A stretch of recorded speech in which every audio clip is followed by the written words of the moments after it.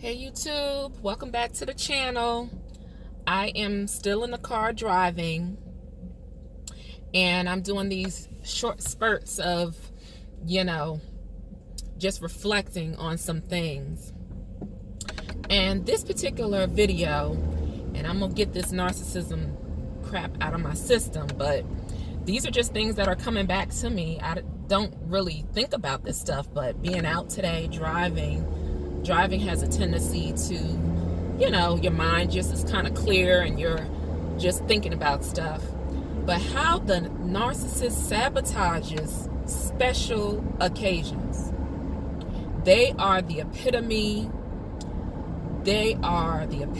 of sabotaging anything that's special. And I'm not getting into overt narcissists. Child, please. They are horrible. Whether they're covert, overt, I don't care. They're bad. But they will sabotage special occasions, right? And I know y'all know birthdays, if you celebrate birthdays, Thanksgiving, holidays, Christmas, funerals, deaths, they will sabotage everything and make it about them. Because, first of all, you dare not. Did you hear me? You dare not enjoy anything. Dare not have any peace or fun or smile or chuckle or have fun, because deep down inside, they're just miserable individuals. They're just miserable all the way around, right? So they don't want you to enjoy anything, and they want to spoil these things. And sometimes I think they want to spoil them so that way you never want to celebrate them, or when that particular day comes around, you'll always remember their shenanigans and all of their buffoonery that they carry on and do. So that way you'll always have like a negative feeling attached to certain things. So let me give you some examples. I can only tell you what I've experienced. And this stuff I'm not making up. This is 100% authentic, true, real life. This is what I live. Okay, I'm going under the underpass, so it's going to get a little dark. So the narcissists in my life, I remember when I was having my second son. And they're 5 years apart, my sons. So I went to go, I'm in labor, guys. Like, getting ready to have this baby. And I go to take my younger son so that way someone can watch him while I'm in labor delivering, his new soon-to-be brother. Well, this particular family member narcissist, I remember going to their house and saying, hey, I'm in labor. Here's so-and-so in the back car. We're going to drop him off here. And they were complaining, talking about, they had something to do and all this and that. And I remember saying in my mind, dude, I'm in labor. You don't have anything to do. Just watch him, please, while I go and have a baby.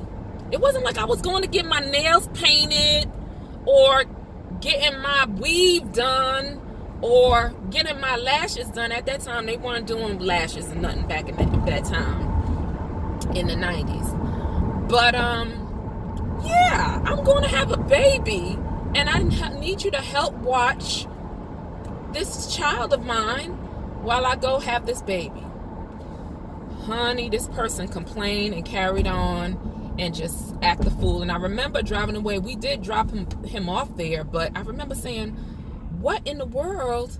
But I couldn't really focus on it because, again, I was in labor going to have a baby. But as I'm driving, these are some of the things that we, push to the side and we don't address them. Catch me today.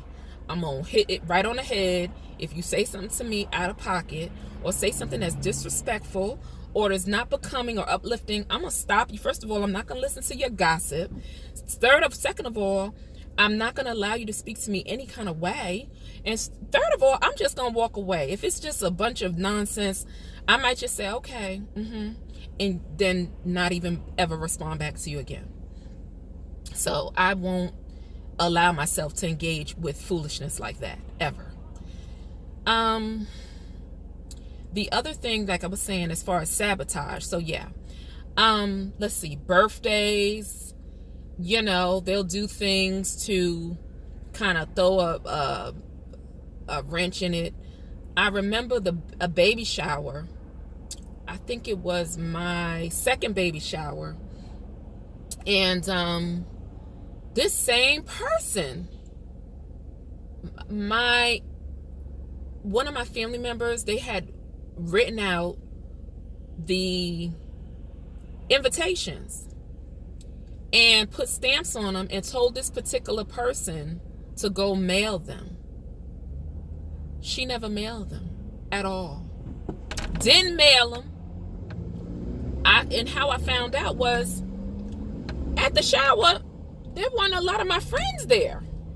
My best friend from elementary school, my other best girlfriend, and you know, they said, we didn't get any invitations. We didn't get nothing. One said they didn't, the second person didn't. I started calling around. They were like, Shawana, you know, if we knew, we would have been there. We didn't get an invitation. We were wondering when you were going to have a shower. And let me tell you how devious some of these narcissists are. They know exactly what they're doing. The day before my shower, that person came over to my house, and I was on the phone with one of my girlfriends, but I had to go to the supermarket, and I left them at the house on the phone with that particular girlfriend. Now, mind you, my shower is the next day. I gave the phone to this person, and they were talking to my girlfriend, and then I went to the store. So the next day is my baby shower, and I don't see my girlfriend there. And that's one of the people I called, and I was like, hey, girl, what's up? My baby shower was yesterday. She said, your baby shower was yesterday. I never got an invite. She said, I was on the phone with this person, and this is the person that is supposedly participating with throwing the baby shower. And she said nothing to me on the phone while I'm speaking to her. She didn't say, well, such and such left and went to the supermarket. Okay, what time are you going to be to the shower tomorrow? She mentioned nothing about the shower to my girlfriend. So that shows you she knew. She would have said something like, oh, well, you know, the shower's tomorrow. What time are you coming? What are you bringing? Some conversation would have came up about the shower. This person mentioned nothing to my girlfriend about the shower. Nothing. Normal people, but she didn't mention anything because she knew, number one, she never sent the invitations out. She probably threw them in the garbage. And number two, she wasn't going to say anything to her because she didn't want her to come there. Because I was feeling some kind of way. I was like, well, wait a minute, where are my girlfriends at? They were like, we didn't get anything.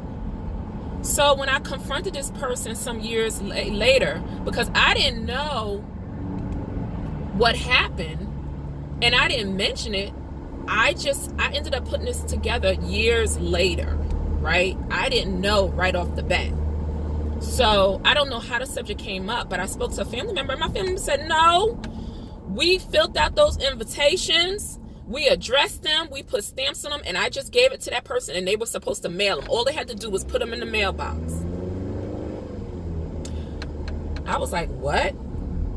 You know, because usually, you know, people don't get into the details of the planning of the baby shower. People plan a baby shower for you, you have it, and then you go about your business. And this person said, no, we gave her those. She didn't have nothing to do but put them in the mailbox or take them to the post office. There was nothing to do. They were addressed. They had stamps on them. She said she had it. She was going to do it. She never mailed it. And when I confronted this person, they were like, oh, I don't know. I was like, you didn't mail them because nobody ever got them. And they couldn't say anything. So this is how, if it's something that's important to you or something that is really something that you want to enjoy or celebrating something other than themselves. And I started realizing really how this person really did not really care or love me. And you have to, once you realize that these people are narcissists, you have to set your expectations accordingly. You can't hope and wish and live in a dream land and in another reality thinking they're going to change, because they cannot change their pathology. They cannot. They've not shown any studies or research where these people literally can change their thought process of the type of thing, their envy, their jealousy, their manipulation. Because these people that I know who have been in my life for years, they've been doing this for all of their life since I can remember, and they sure ain't stopping. Whether I'm in their life or not, they continue to do what they do. So we have to be realistic when we're dealing with these people and set expectations very low. If you have to deal with them, very low expectations. And don't tell them any of your business, where you're going, what you're doing, where you live. Don't even tell them where you work. It's funny because there's one narcissist that I was dealing with, and I realized that they are a narcissist, but their significant other said something to me. And now I think about it, they go, oh no, I didn't even tell them where I worked. I tried to make sure I worked places where we had security. I wouldn't even tell him where I worked because he would try to do something or pop up there. And I'm thinking to myself, I didn't think about it back then, but I'm like, this is really, really deep. You know, what we as people sometimes get ourselves into, and we don't even realize that we are in the thick of it with some of these crazy folks. But they will. So this person didn't even mail my invitations to my baby shower, and I had to play Miss Detective years later, because years later I was like, why didn't they come? Oh, I think me and my girlfriend got in a conversation about me and her having our babies about a week or two apart, and I was like, what happened? You didn't come to my shower? She was like, girl, I didn't get no invitation. And I started calling people, and they were like, we didn't get one either. So it wasn't right then. It was some years later that I realized this. I didn't realize it right off the bat. So these people are sinister. They're cunning, and all along she knew she didn't send those invitations out. This is supposed to be somebody that really supposedly cares about me. They didn't even care. They didn't even send them out. So that goes to show you just the depths of how they don't like. They will sabotage everything. Another incident happened, and I hate to talk about it, but even deaths in the family, I don't even think they like the attention being on the dead loved ones, some of these narcissists. I've had some recent deaths in the family, and some that occurred about 5-6 years ago, and I just remember this whole issue with this person, and it all of a sudden it was no longer about my uncle who had passed away. It was now about this person, and it was almost like they did some of the things they did purposely, so that way all the attention was now on them and not on the deceased relative, when we're supposed to be showing love, respect, and showing, you know, and having some empathy. But again, narcissists don't have any empathy. So if it's not about them, they don't care. So I'm thinking about things, and I probably could come up with many more examples, but those were the two that I started years ago putting 2 and 2 together. Like, wait a minute, this person is saying one thing, but what they're doing doesn't match what they're saying. And I really didn't want to admit or even acknowledge that this person who's supposed to love and care for me was a narcissist and was doing things to try to sabotage, you know, my life and sabotage anything good that was happening to me. So it was really strange, you know, dealing with that and finding this stuff out, you know, later on. But they will sabotage if that attention can't be on them, if it's something that you're going to enjoy and love, or if it's a special occasion, a birthday, a holiday, graduation. If it's not about them, you know, I mean, literally, and I know I said this before, I was surrounded by them. Narcissists, seriously. I was literally surrounded by these people, and they were in all aspects of my life. So I really had to take time and try to get them, you know, just go no contact and just kind of cut them off, because I was like, wow, I could go down a list of some of these things. These people are truly miserable, and they don't want any good to come to you. And I hated to admit it. It was like people back in the day used to say, this person, they're jealous of you. And I'm like, jealous of me? I don't think so. I mean, why would they be jealous of me? That makes no sense. Yeah. They are jealous. They are jealous. And so just know that they are. And if you have gut feelings, I had these feelings, but I was in denial. I was in straight denial. I was like, no family member, nobody does that. That can't be true. Nobody treats somebody that way. Nobody is gonna make, you know, talk to their family members like that or sabotage. I couldn't even think on those terms. But I had to put on some big girl panties over the past 2 years, and especially over the past year, and understand that these people are real. They come in all walks of life, and you have to be prepared and know how to deal with these folks, because they will sabotage anything that they think is beneficial to you. And they don't want you to enjoy life. They don't want you to have peace and calm and just laugh and smile and giggle and crack up. I just think now about being with these people, and I could literally say I never had fun with them, never had a good time with them, never really had anything, you know, that was really truly genuine or authentic. It was always you feel kind of uptight. You just don't feel like yourself. You feel, you know, a little out of sorts when it comes to dealing with the narcissist and, you know, special occasions. It's never a good time. You know, they will sabotage it. I think, let me see, is there anything else I can think of? Oh, special occasions. When I was small, this particular narcissist,